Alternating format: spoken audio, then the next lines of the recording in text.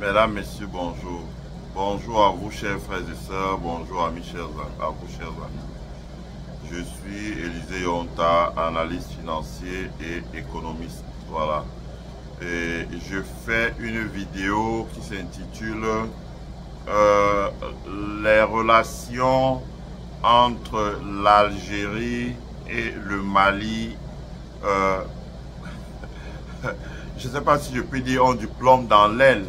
Mais en tout cas, ceux qui regarderont la vidéo comprendront ce dont je veux parler.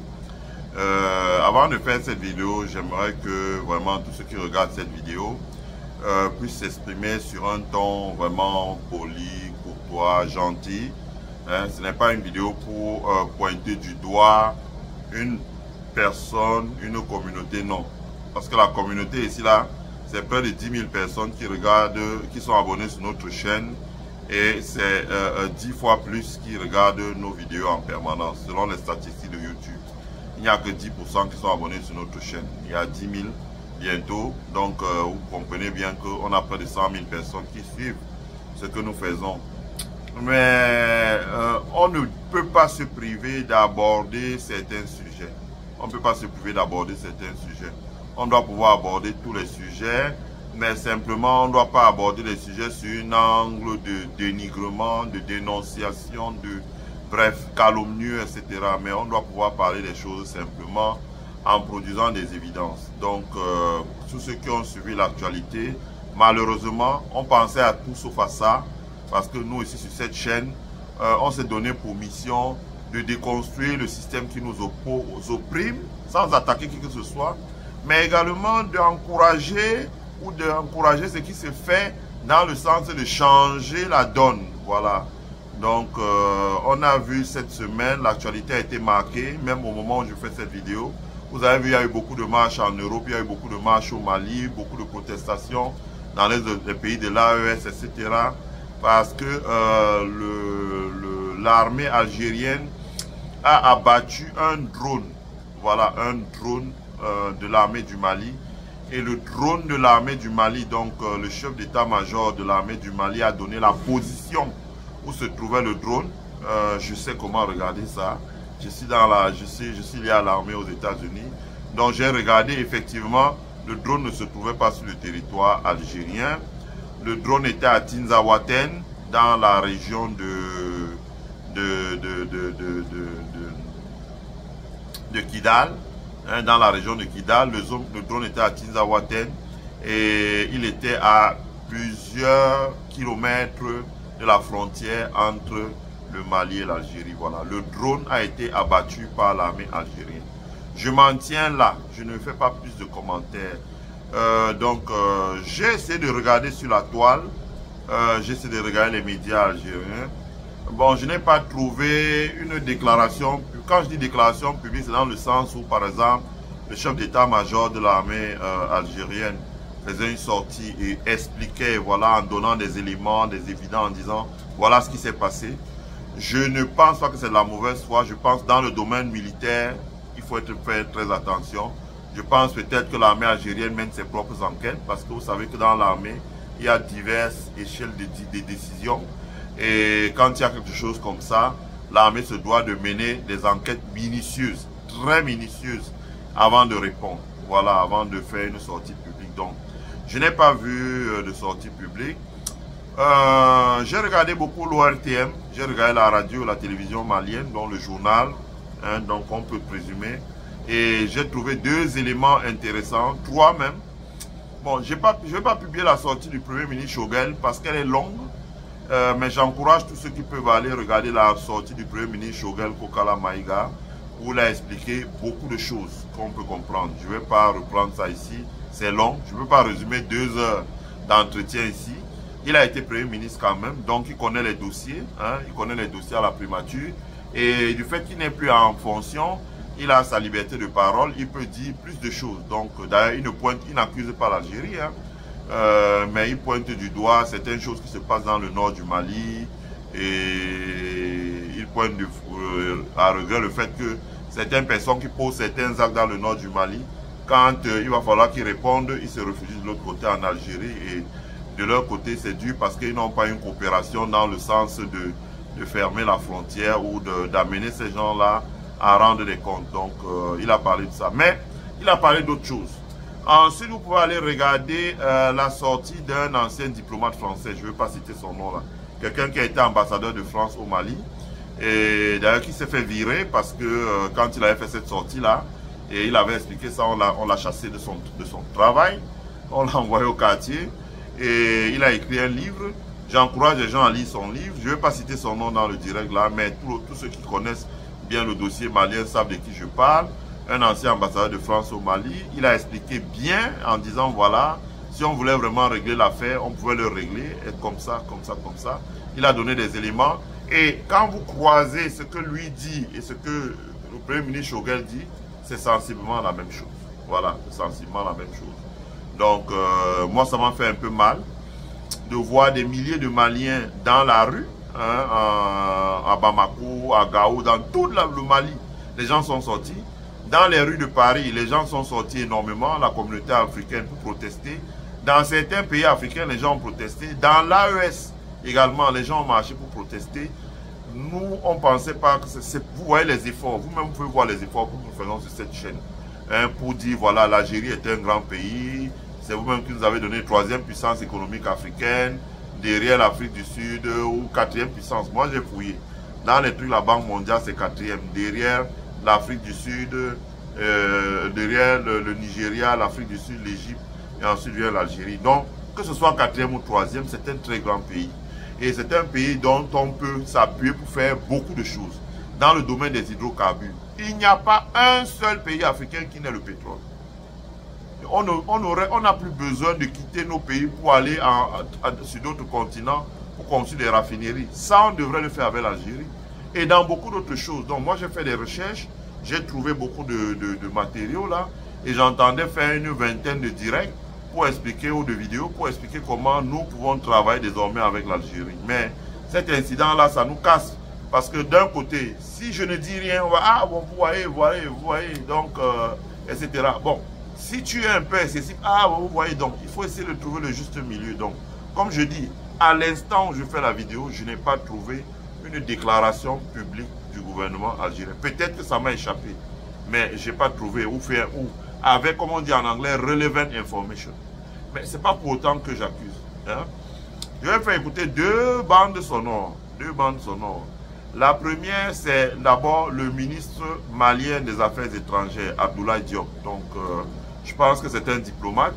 C'est quelqu'un qui a une parole modérée, c'est quelqu'un qui a une parole posée, c'est quelqu'un qui ne fait pas dans les excès, et c'est quelqu'un qui s'exprime en donnant des évidences. D'ailleurs, il ne lance pas la pierre, il appelle au calme, etc., entre l'Algérie. Et nous voulons que les relations entre l'Algérie et le Mali, l'Algérie et le Burkina, l'Algérie et le Niger, l'Algérie et le Tchad, l'Algérie et la Guinée-Conakry, et même encore plus bas avec le Sénégal, la Sierra Leone, le Libéria, la Côte d'Ivoire, le Ghana, le Togo, le Bénin, etc., que ce soit des relations, le Nigeria, que ce soit des relations apaisées qui génèrent la prospérité économique. Parce que ce que les populations ont besoin aujourd'hui, là, c'est la prospérité économique. Ce n'est pas des armes qui crépitent, c'est la prospérité économique. Je ne vois pas qu'est-ce qu'on peut gagner entre l'Algérie et le Mali en se faisant la guerre. Hein? Vous allez écouter le rappel historique que donne un sage malien qui dit comment eux, à l'époque, ils se sont battus. Ils ont même eu des problèmes avec De Gaulle parce que eux, ils voulaient absolument que l'Algérie soit indépendante dans les conditions que l'on connaît. Et ils ne comprennent pas trop que un missile de l'armée algérienne détruise un drone malien. Donc, je vais vous faire écouter l'élément sonore. Aujourd'hui, au ministère des Affaires étrangères, le ministre Abdoulaye Diop a notifié aux diplomates algériens le mécontentement des autorités maliennes. C'était ce matin lors d'une audience. Nous vous proposons d'écouter le ministre Abdoulaye Diop au micro de Nyanya Aliou Traoré.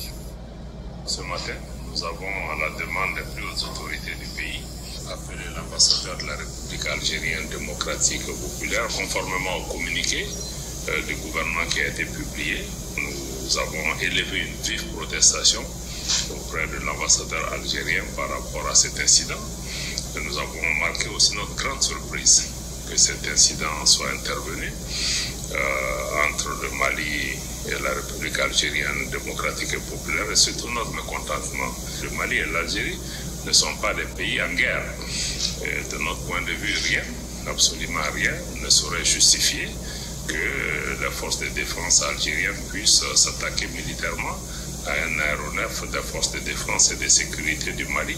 Donc nous avons souhaité que la partie algérienne puisse, comme nous le demandons déjà depuis plus de 3 jours, mettre à notre disposition des éléments de preuve indiquant que l'aéronef sans pilote s'est porté éventuellement sur le territoire algérien et dans quelles circonstances cet aéronef a été abattu. D'abord, il était possible de pouvoir entrer en contact avec les unités maliennes. Ensuite, au niveau de nos différents services de renseignement, il y a un canal de communication qui est établi. Il y a aussi le niveau diplomatique. Ce contact aurait pu se faire en amont, pendant ou même après l'incident. Rien de ceci n'a été fait. Le seul moment où le Mali a compris que l'Algérie était impliquée dans cet incident, et quand le ministère de la Défense algérienne a émis un communiqué pour pouvoir revendiquer cette attaque contre le drone malien. Nous avons aussi indiqué à l'ambassade algérienne que ce type de pratique doit exister entre les pays. Nous avons rappelé que récemment, le Mali aussi, son espace aérien a fait l'objet de violations à partir d'un pays voisin, d'un aéronef de même type. Bon, voilà.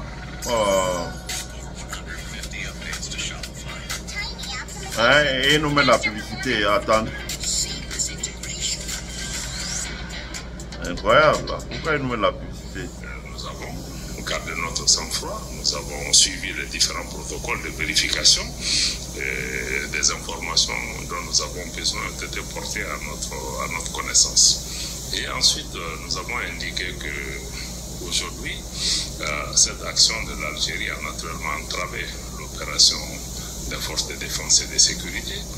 Nous pensions que l'Algérie et nous étaient tous engagés dans la lutte contre les groupes terroristes. Nous trouvons inacceptable que l'Algérie puisse se servir de base arrière pour des groupes armés qui ont aujourd'hui revendiqué des attaques terroristes sur le sol malien. Et nous attendons les éléments de preuve de la partie algérienne. Des démarches seront entreprises aussi au plan international pour pouvoir situer les responsabilités. Il s'agit d'un précédent extrêmement fâcheux entre des pays voisins, parce qu'il n'est pas exclu que des aéronefs d'autres pays ou algériens puissent se déporter éventuellement sur notre territoire, même si dans ce cas-ci, nos forces de défense et de sécurité sont formelles. Le Mali n'a opéré que sur son territoire national et rien, aucune intimidation, aucune menace ne va empêcher les autres autorités maliennes, les forces de défense et de sécurité maliennes, de continuer à surveiller le territoire national, à défendre l'intégrité territoriale de notre pays et à assurer la protection des biens et des personnes et surtout à intensifier les attaques contre les groupes terroristes qui sèment la désolation. Donc c'était... Voilà, je m'arrête là. La vidéo est plus longue. Je préfère m'arrêter là. Donc, Abdoulaye Diop a dit à peu près l'essentiel en tant que diplomate. Donc, j'ai pris la sortie de Abdoulaye Diop parce que bon, c'est un diplomate, ses propos sont vraiment modérés, hein, et il a dit ses propos à la sortie donc c'est un compte rendu de ce qu'il a fait à l'ambassadeur d'Algérie. Je trouve que la démarche du gouvernement malien, elle est meilleure, elle est bonne parce que il faut pas aller dans une escalade verbale, il faut pas aller dans une escalade militaire non plus. Nous n'en avons pas besoin. Il s'est exprimé posément. Hein, il s'est exprimé posément, il a donné un compte rendu, il a fait un compte rendu de ce qui s'est passé. Bon. Maintenant, je vais essayer de vous faire écouter aussi ce que je peux appeler un devoir de mémoire. Ça veut dire que un sage de la République du Mali va s'exprimer sur les relations, sur la perception des relations entre le Mali et l'Algérie. il n'y a pas une animosité entre le Mali et l'Algérie. Écoutez bien ce qu'il dit. Écoutez ce qu'il va dire. L'engagement du Mali auprès de l'Algérie dans la lutte pour l'indépendance. Le Mali, faut-il le noter, a choisi la voie de la sagesse pour la résolution de la situation. Pour plus de précision, écoutons Daouda Tekete, journaliste et analyste politique. Il est au micro de Youssouf Diakité. Il faut retenir que l'accession de l'Algérie à l'indépendance n'aurait pas été en 1962 si le Mali n'avait pas intervenu tel qu'il l'a fait. Le Mali sous la première république avec Modibo Keïta. J'en veux pour preuve, d'abord, l'incompréhension entre De Gaulle et Modibo Keïta. La source remonte au soutien du Mali au peuple algérien qui luttait pour son indépendance. J'en veux pour preuve la visite que Modibo a effectuée sur demande du gouvernement français le 3 septembre 1960, avant même l'accession du Mali à l'indépendance, à Paris. De Gaulle, qui a reçu Modibo, lui a dit de choisir entre son amitié avec la France et le soutien à la lutte de libération de l'Algérie. Modibo, sans embâche, a répondu à De Gaulle, devant témoins, c'est Roubadian notamment qui m'a rapporté ces faits. Modibo a répondu que c'est pas seulement une question de principe, mais c'est une question de survie pour l'Afrique. Et que aussi longtemps qu'il existera en Afrique un territoire qui n'a pas accédé à l'indépendance, la souveraineté du Mali ne sera pas une souveraineté pleine et entière. Et De Gaulle lui aurait répondu, d'accord, tu as choisi ton camp, on verra. Voilà ce qui s'est passé entre De Gaulle et Modibo, précisément le 3 septembre 1960. Alors ensuite, cela ne s'est jamais démenti, les propos de Modibo. Cela a été accompagné d'actes. Je veux dire par exemple qu'en février 1961, avant l'accession de l'Algérie à l'indépendance, le Mali a reconnu le GPRA, le gouvernement provisoire de la révolution algérienne. Et c'était rare à l'époque que des gens qui osent avoir une telle attitude, comme Modibo l'a fait sous la première république. Autre apport du Mali à la lutte de libération de l'Algérie, tout le monde le sait, Bouteflika. Il a séjourné à Gao avec la bénédiction du pouvoir malien. Et pendant que Bouteflika était au nord pour coordonner les actions de la lutte armée dans le sud de l'Algérie contre la colonisation française, il a bénéficié de tous les moyens dont le Mali disposait à l'époque pour pouvoir appuyer l'Algérie.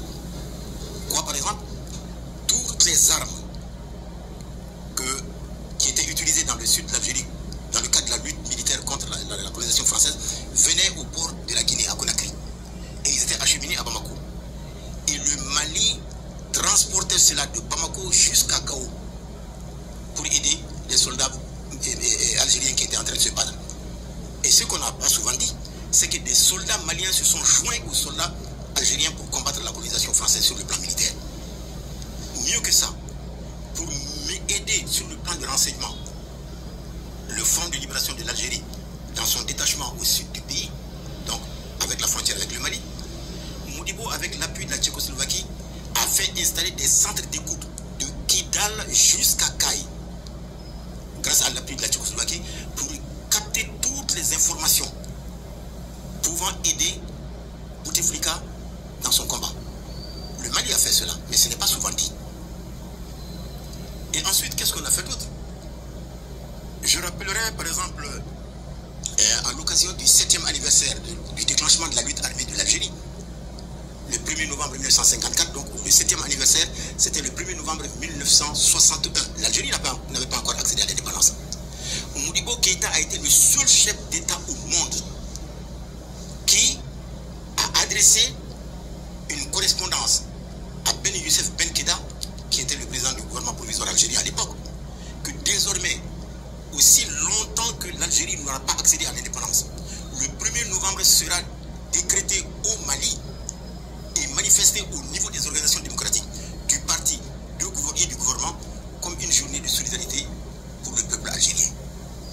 Et ce même jour, Modibo a adressé une correspondance, un message à De Gaulle, message écrit, pour dire qu'il est temps que la France se retire de l'Algérie et accepte que le peuple algérien accède à sa souveraineté pleine et entière. Parce que ce combat que le gouvernement français est en train de mener contre l'Algérie est un combat sans issue.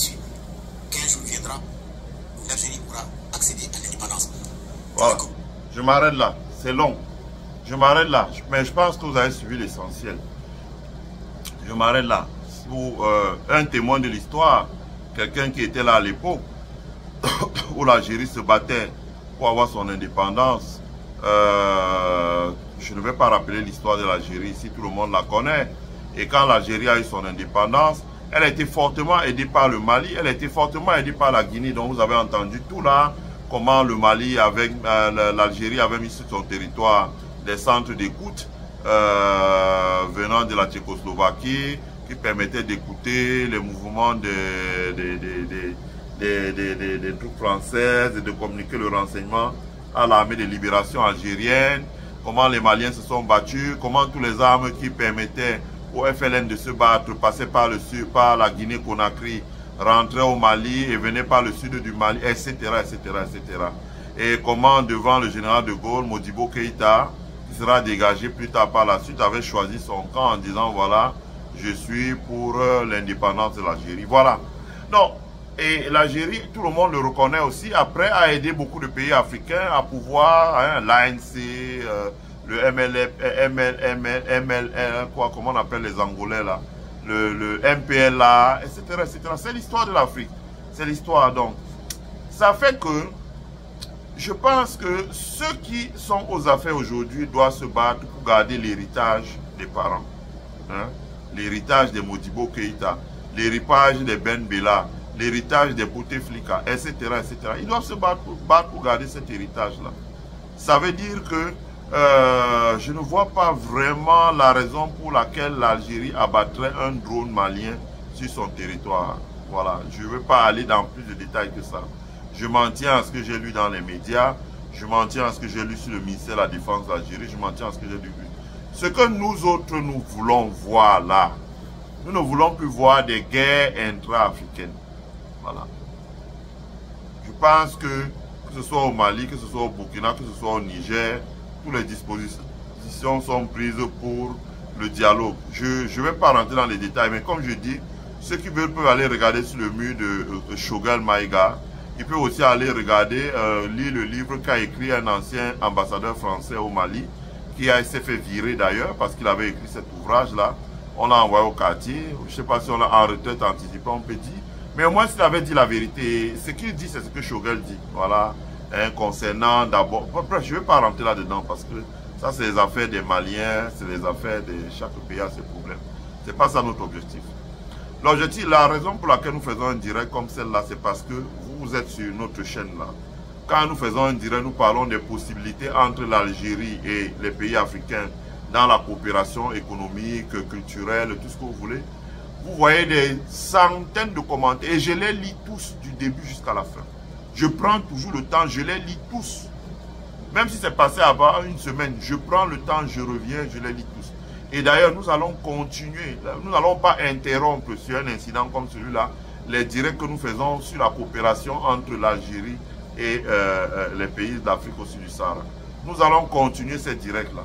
Parce que nous pensons que l'Algérie est un grand pays et que l'Algérie a beaucoup de choses à apporter aux pays d'Afrique au sud du Sahara. Dans le domaine, je l'ai dit, de la mécanique, de l'agriculture, de la réparation des navires, la construction navale, les pipelines, la métallurgie, etc. L'Algérie a beaucoup de choses. Hein, l'ingénierie, l'Algérie a beaucoup d'écoles. C'est un grand pays, ils ont des hommes. Et ils en ont même à l'étranger. Donc, si on arrive à se donner la main, le meilleur soft power que l'Algérie peut construire, c'est de travailler main dans la main avec les pays d'Afrique au sud du Sahara. Ça va lui permettre de construire ce qu'on appelle un leverage, hein, en termes diplomatiques, etc., etc. Mais dans la guerre, qu'est-ce que ça va nous donner, franchement, de vous à nous? Parce que les pays de l'AES sont verrouillés leur sécurité. La charte de l'État Congo m'a dit que quand un pays est attaqué, tous les pays se mettent ensemble. Et deuxièmement, au besoin, ils peuvent faire intervenir leur partenaire extérieur qui est la Russie, qui est militairement très fort. Donc je ne vois pas ce que ça va donner. En revanche, une coopération entre l'Algérie et les pays dans le domaine du gaz, dans le domaine du pétrole, dans le domaine de la construction navale, dans le domaine de la construction des pipelines, dans le domaine de la métallurgie, dans le domaine, on va explorer plusieurs autres domaines, l'éducation, etc. C'est ça qui construit un grand pays. C'est ça qui peut faire l'Algérie un grand pays. Ça lui donne un political leverage, du fait qu'elle a formé des hommes, du fait qu'elle a multiplié les partenariats ça lui permet de s'étendre. Voilà. C'est ce que nous voulons voir. Nous ne voulons pas voir des bruits de bottes entre les pays africains. Alors s'il y a une guerre là maintenant, combien vont dépenser les pays de l'Ouest, combien vont dépenser l'Algérie? Alors que c'est un argent qu'on aurait pu utiliser pour développer des programmes communs dans la recherche agricole, dans la construction des ensembles métallurgiques, dans beaucoup de choses, franchement. Les opportunités sont énormes, même dans le domaine de la médecine. L'Algérie a des grandes universités, des écoles de médecine. Il y a beaucoup de choses qu'on peut faire. Et comme je dis, nous n'allons pas nous arrêter là. Nous allons continuer à explorer ça. Parce que le danger là serait de nous arrêter et de dire, bon voilà, vraiment cet incident là, on se bloque dessus. Non, ce n'est pas ce qui va se passer. Ce qui va se passer, c'est que nous allons continuer à développer les idées dans ce domaine-là. Parce que nous espérons que avec ces idées-là, vraiment ces pays-là vont s'appuyer dessus pour faire de grandes choses. Voilà. Nous voulons voir une Algérie comme la Turquie arrive chez nous.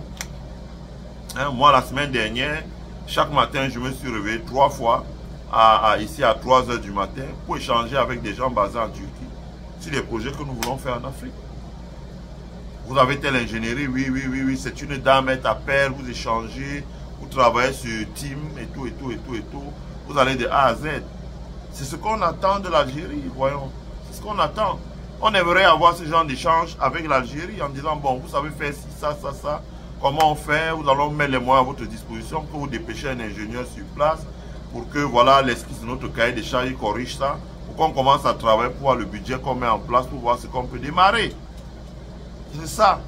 Ça va booster le commerce extérieur de l'Algérie. Ça va renforcer la production de capital fixe, la transformation, le stockage dans nos pays. Et ça va développer l'économie. C'est le commerce. Nous avons besoin maintenant qu'on passe à la phase du commerce. Voilà. Et maintenant, s'il y a des troubles dans le nord de l'Algérie, je pense que l'Algérie est gouvernée par un homme d'État, le président Abdelmadjid Tebboune. Le Mali, il est gouverné par le général Assimi Goïta. Mais c'est des hommes qui peuvent se rencontrer, voyons. Comme on dit, il n'y a que des montagnes qui ne se rencontrent pas. C'est des gens qui peuvent se rencontrer. Ouvrir un dialogue, commencer à parler. Ils peuvent déplacer le ministre des Affaires étrangères. Ouvrir un dialogue, commencer à parler. Il y a en tout cas notre génération là. Et vous êtes des centaines à nous suivre sur cette page-là. Vous êtes d'accord avec moi que nous aspirons à voir autre chose. Vraiment, on aspire à voir autre chose que les gens qui se tirent dans les pieds, qui se font la guerre, etc. Voilà, c'était le but de ma présentation. Ce n'est pas du tout pour attaquer qui que ce soit. Il y a d'autres vidéos que vous pouvez suivre ce soir où les Maliens qui ont marché dans la rue, je n'ai pas entendu les Maliens dire « Ah, nous allons, non ». Ils ont dit « Voilà, nous appelons nos frères algériens à plus de sagesse. Nous avons beaucoup de choses en commun, nous avons beaucoup de choses que nous pouvons faire. Et nous les appelons à plus de sagesse, à nous rejoindre pour que nous puissions travailler ensemble et réaliser de grandes choses. Parce que nous gagnons beaucoup. Je rappelle qu'entre la Chine et les États-Unis, c'était le feu. Le feu. Même avec la Russie. Mais ce qui a ramené le calme, la sérénité, etc., c'est le commerce. C'est le commerce. C'est le commerce. C'est le commerce, j'insiste encore bien. C'est-à-dire la coopération bilatérale, avec une forte implication du commerce, des partages, des échanges. On s'attendait à ce que, voilà, que les deux pays s'entendent pour qu'ils puissent échanger des informations, pour que l'aspect sécurité, bon.